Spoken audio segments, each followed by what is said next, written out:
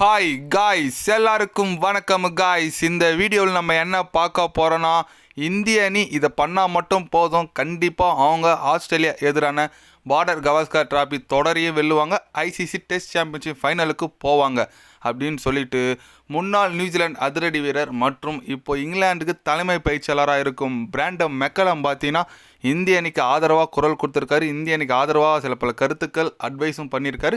அவர் என்ன பண்ணார் ஏது பண்ணார் சொல்லிட்டு வீடியோ டீட்டெயில்டாக பார்க்கலாம். அதுக்கு முன்னே நீங்கள் நம்ம சேனலுக்கு புதுசாக வந்திருந்தீங்கன்னா ஒரே ஒரு சப்ஸ்கிரைப் மட்டும் பண்ணிவிட்டு வாங்க, வீடியோக்குள்ளே போகலாம். ஆமாங்க, பிராண்டம் மெக்கல் இப்போ சமீபத்தில் ஒரு பத்திரிகையில் சந்திப்பில் இந்தியா ஆஸ்திரேலியா டெஸ்ட் தொடர் குறித்து கேட்டதுக்கு என்ன சொன்னாருன்னு கேட்டிங்கன்னா, முதல் போட்டி இந்திய அணி அற்புதமாக விளையாண்டாங்க, அவங்க ஜெயிச்சாங்க. இரண்டாவது போட்டி ஆஸ்திரேலியா நல்லா விளையாடுங்க, அவங்க ஜெயிச்சாங்க. இதுதான் ரெண்டு அணிக்குள்ள டிஃப்ரென்ஸு. கண்டிப்பாக இந்திய அணி பேட்டிங் ஆர்டர் கொஞ்சம் கொலாப்ஸ் ஆகிருக்கு. என்னை பொறுத்த வரைக்கும் பார்த்தீங்கன்னா ரோஹித் சர்மா மீண்டும் ஓப்பனிங்க்கு வரணும். அவர் ஏன் டெஸ்ட் மேட்ச் மாரி தான் ஆனுன்னு எதிர்பார்க்குறாரு. அவர் அதிரடியாக ஆடணும். அவருக்கு என்ன வருதோ அவங்க கேம் ஆனாலே கண்டிப்பாக நல்ல ஸ்கோர் அடிக்கலாம். ரோஹித் சர்மா அவருக்கு என்ன ஒரு ஹிட்டிங் வருமா, ஓப்பனிங்கில் டெஸ்ட் மேட்ச்சில் ஹிட்டிங் ஆடலாம், அதில் எந்த விதமான தப்பும் கிடையாது. அவர் ஹிட்டிங் ஆடி ஒரு 60-70 அடிச்சுட்டு போனால் கூட டீம்ஸ்க்கு நல்ல ஸ்டார்ட் கிடச்சிருக்கு, நல்ல இது கிடைக்கும். ஸ்டாக் ஓவரில் நீங்கள் ஃபஸ்ட்டு அட்டாக் பண்ணிட்டீங்கன்னா கண்டிப்பாக அவர் கொஞ்சம் பால் போகிறதுக்கு கொஞ்சம் தயங்குவார். அதனால் இதுதான் நான் கொடுக்குற இந்திய அணிக்கு அட்வைஸ். அவங்களோட இஷ்டத்துக்கு ஆடுங்க. ரிஷப் பந்த்னா நல்லா அதிரடி ஆடுவார்.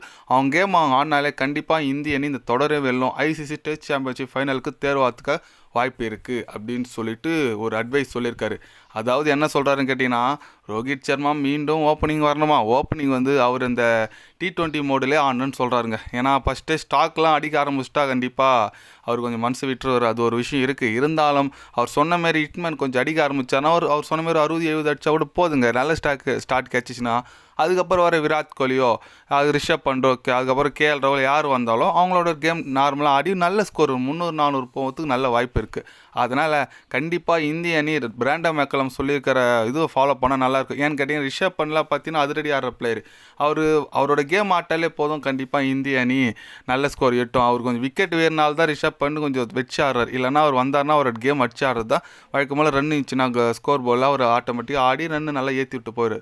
அதனால் ரோஹித் சர்மா ஹிட்டிங் ஆடணும், அதுதான் ஒரே வழின்னு சொல்லியிருக்காரு. பார்க்கலாம் ரோஹித் சர்மா மீண்டும் ஓப்பனிங் வராரான்னு சொல்லிட்டு அடுத்த போட்டியில் தான் தெரியும். இன்னும் ஒரு நாள் தான் இருக்குது. அதனால் கண்டிப்பாக இந்திய அணி நல்ல ஒரு டீமை எடுத்துகிட்டு வந்து அது மட்டும்தாங்க ஜெயிக்க முடியும். ஏன்னா வர 3 போட்டியில் 3 ஜெயிச்சா தான் இந்திய அணி ஐசிசி டெஸ்ட் சாம்பியன்ஷிப் ஃபைனலுக்கு முன்னேற முடியும். அதனால் 3 போட்டியும் இந்திய அணிக்கு மிகப்பெரிய போட்டி. அதுவும் அடுத்த போட்டி நடக்க போகிற காபா இந்திய அணிக்கு கொஞ்சம் ஃபேவரட்டான கிரவுண்டுங்க. லாஸ்ட் மேட்ச் நல்ல ரெக்கார்டு காபாவில் இருக்குது இந்திய அணிக்கிட்ட. லாஸ்ட்டாக நடந்த டெஸ்ட்டு போட்டியில் ரிஷப் பண்ட் கில்லெல்லாம் சூப்பராக ஆடினாங்க. அந்த இது அப்படியே எடுத்துகிட்டு வராங்களா சொல்லிட்டு நம்ம வெயிட் பண்ணி பார்க்கலாம். இந்திய அணி எந்த மாதிரி பிளேயிங் லெவல் எடுத்துகிட்டு வராங்கன்னு சொல்லிட்டு அதுவும் வெயிட் பண்ணி பார்க்கணும். நீங்கள் சொல்லுங்கள், இந்திய அணி பிராண்டம் மெக்கலம் சொன்ன மாதிரியே இந்திய அணி கேப்டன் ரோஹித் சர்மா ஓப்பனிங் இறங்கி அதிரடியாக விளையாடணுமா, இல்லை அவர் திருப்பி டவுன் தி ஆர்டர் தான் ஆடணுமா? உங்களோட கருத்து என்னன்னு சொல்லிட்டு கமெண்டில் சொல்லுங்கள். இது போன்ற ஸ்போர்ட்ஸ் நியூஸை தெரிஞ்சுக்கணுன்னா சேனலை சப்ஸ்கிரைபர் லைக் ஒன்று பண்ணிக்கிங்க.